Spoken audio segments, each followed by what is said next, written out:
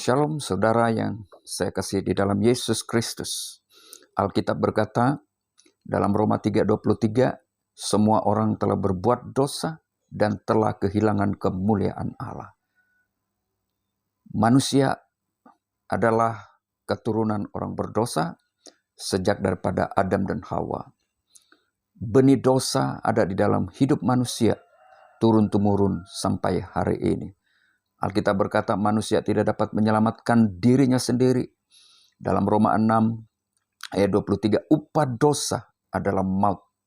Manusia terpisah daripada Allah. Kehidupan manusia sudah jauh daripada Tuhan.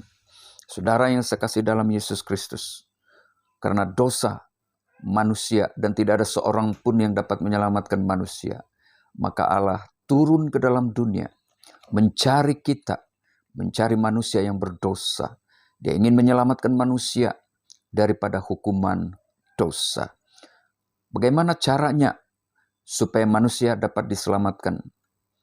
Hanya satu-satunya cara adalah harus ada seseorang yang mati ya sebagai ganti atau sebagai penebus bagi dosa manusia. Karena itulah sebabnya Alkitab berkata bahwa tidak ada seorang pun manusia yang layak sebagai penebus, sebagai pengganti untuk menyelamatkan manusia dari dosa. Itulah sebabnya Allah sendiri yang berinisiatif datang ke dalam dunia untuk menyelamatkan manusia dari dosa. Hanya dengan satu cara, Allah harus menjadi manusia. Allah harus mengambil rupa manusia. Hanya dengan cara demikian, dia dapat menyelamatkan manusia. Karena itulah sebabnya Allah mengutus anaknya yang tunggal, yaitu Yesus Kristus ke dalam dunia. Ya, pribadi yang kedua daripada Allah Tritunggal. Kenapa Yesus Kristus harus menjadi manusia? Ada beberapa alasan, yaitu alasan yang pertama, karena yang berbuat dosa adalah manusia, dan karena itu hukumannya harus ditanggung oleh seorang manusia. Cyril of Alexandria berkata, apa yang tidak diambil tidak diselamatkan. Karena itu dalam Ibrani pasal 7, 26 hingga 27 berkata, tetapi Kristus haruslah menjadi seorang manusia yang suci.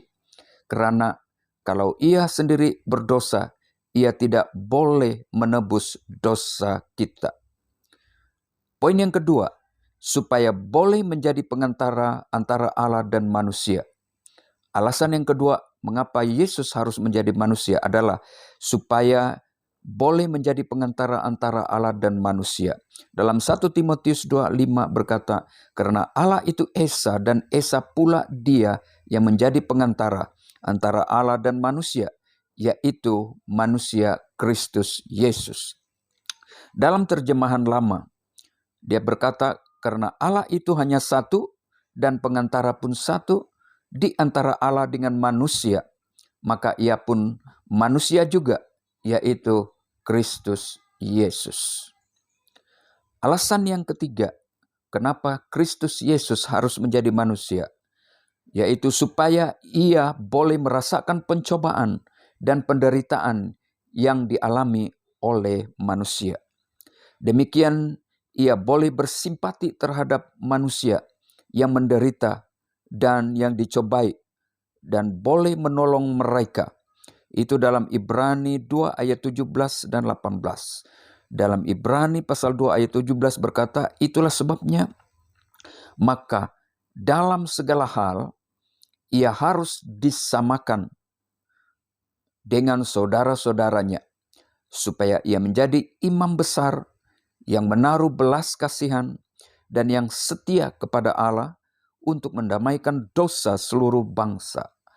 Ayat 18 berkata, sebab oleh karena ia sendiri telah menderita karena pencobaan, maka ia dapat menolong mereka yang dicobai.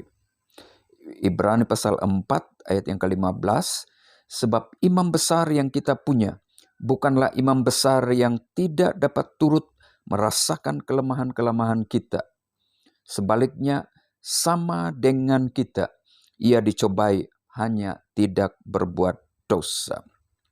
Matthew Paul berkata, ya, sebelumnya ia sudah mempunyai belas kasihan Allah, dan seakan-akan itu belum cukup, sekarang ia mempunyai hakikat manusia yang telah dicobai, untuk melembutkan hatinya, supaya ia mengasihani saudara-saudaranya dalam penderitaan dan pencobaan mereka.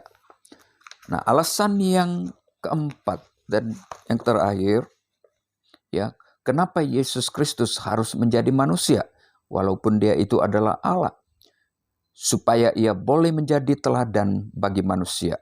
Dalam Matius 11:29 berkata, "Pikulah kuk yang kupasang dan belajarlah padaku, karena aku lemah lembut dan rendah hati, dan jiwamu akan mendapat ketenangan."